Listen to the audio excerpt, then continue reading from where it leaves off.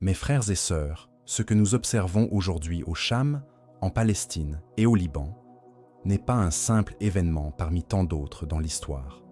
Non, c'est bien plus profond que cela.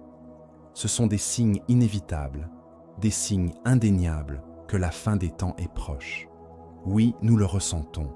Le jour où tout sera éclairci approche à grands pas.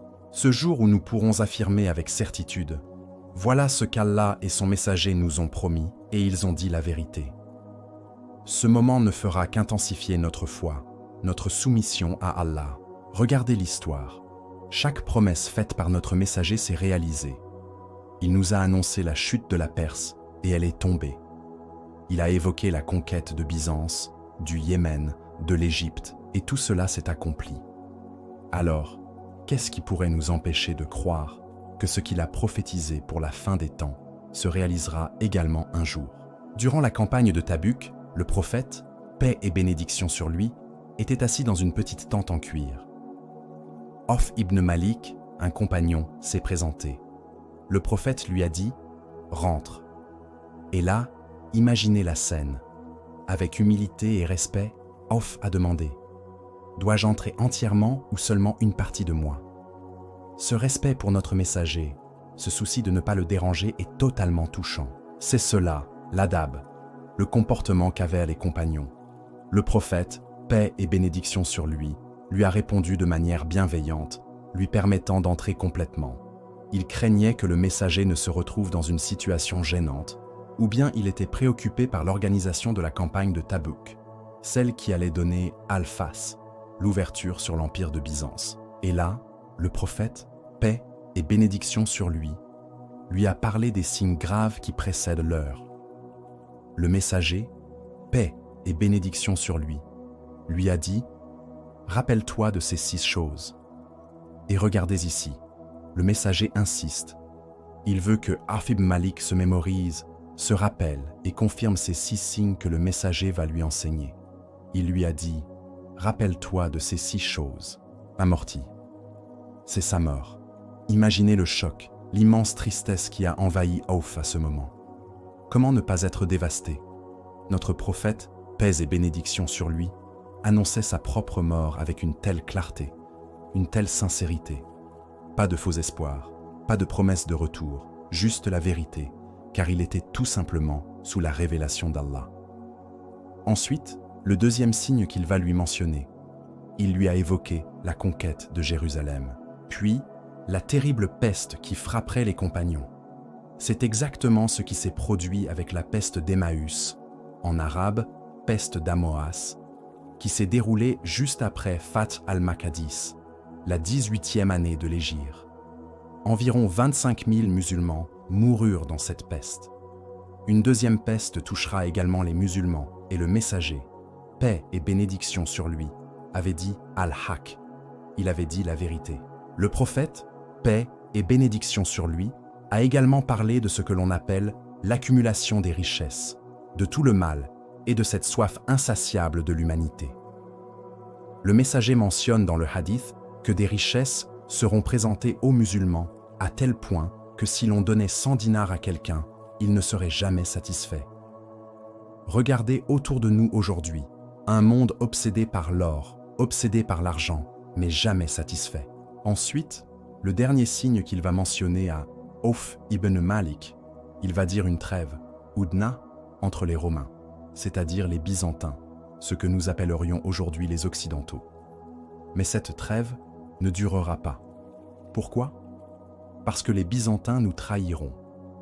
Et peut-être que cette trêve que nous vivons aujourd'hui, cette normalisation qui est en train de se faire entre certains pays musulmans et certains pays sionistes, est-ce cette trêve que le messager, paix et bénédiction sur lui, nous a prédite? Est-ce que cette trêve que nous mentionne le messager, paix et bénédiction sur lui, est une trêve sous des conditions religieuses, une trêve charia, ou bien une trêve qui ne respecte pas les conditions religieuses? Le messager, paix et bénédiction sur lui, ne nous a pas donné plus de détails là-dessus. Mais il existera une trêve entre les musulmans et les Byzantins. Et qu'est-ce qu'il nous mentionne ici dans le hadith? C'est-à-dire, ils trahiront et sous leur bannière, ils viendront nous attaquer avec des armées massives. Ces armées, il nous dit le messager, seront massives, sous 80 drapeaux, chacun mené par 12 000 soldats. Et cette grande bataille, mes frères et sœurs en islam, ce ne sera pas une simple guerre comme vous avez pu voir à la télé, comme vous avez pu voir dans des films. Ce sera une épopée, une bataille épique, une bataille pour notre existence même. Ce ne sera pas juste un chapitre dans les livres d'histoire. Non, ce sera la bataille. Il y aura une telle quantité de chair déchirée, un tel carnage que l'humanité n'a jamais vu cela auparavant. C'est pour cette raison qu'ils l'ont nommé une épopée sanglante qui attend l'humanité. La grande épopée est une histoire puissante. Elle est mentionnée dans d'autres religions comme étant l'Armageddon, alors que nous, en islam, nous disons Al-Malhama Al-Kubra. C'est une prophétie que nous, les croyants, attendons avec ferveur. Elle nous parle d'un affrontement décisif qui marquera les débuts de la fin des temps. Cela se déroulera à Dabik, un endroit aujourd'hui presque oublié en Syrie, comme l'a mentionné l'imam An-Nawawi, mais qui sera, selon la tradition, le théâtre d'un immense affrontement. Roum, les Byzantins, ces ennemis des musulmans, lanceront une attaque sur cette région. Ils se regrouperont là-bas. Et là, une armée de musulmans, pas n'importe laquelle, comme il a été mentionné dans le hadith, les meilleurs des hommes, les plus courageux de la terre, seront envoyés tout droit d'où? De Mina, de Médine, pour les affronter. Et imaginez ce moment, les deux armées face à face, prêtes à se battre. À ce moment-là, les Byzantins s'écrieront « Laissez-nous combattre ceux qui étaient comme nous, avant de se convertir à l'islam. » Ils voudront s'attaquer à cette partie de musulmans qui se sont convertis à l'islam. Mais les musulmans, forts de leur foi, répondront avec détermination. Par Allah, jamais, jamais nous n'abandonnerons nos frères. Et non pas comme aujourd'hui les Assaf, tous ces pays voisins qui ont abandonné leurs frères palestiniens. C'est ici que tout se jouera. La bataille commencera à ce moment-là. Une terrible bataille où les destins se scelleront. Un tiers des musulmans fuira. Nous demandons à Allah subhanahu wa ta'ala que notre progéniture ne fasse pas partie de ce tiers qui fuira le combat. Et ceux-là, ils ne recevront jamais le pardon d'Allah subhanahu wa ta'ala. Un autre tiers mourra sur le champ de bataille. Eux, on leur accordera la shahada. Ils seront les plus grands martyrs aux yeux d'Allah subhanahu wa ta'ala. C'est Allah qui les a choisis. Enfin, il y a ce dernier tiers, les survivants. Ceux-là, ils remporteront la victoire. Mais attention, car à ce moment-là, Constantinople sera encore sous le contrôle des Byzantins. C'est-à-dire que Constantinople, qui est l'équivalent d'Istanbul, ne sera plus musulmane.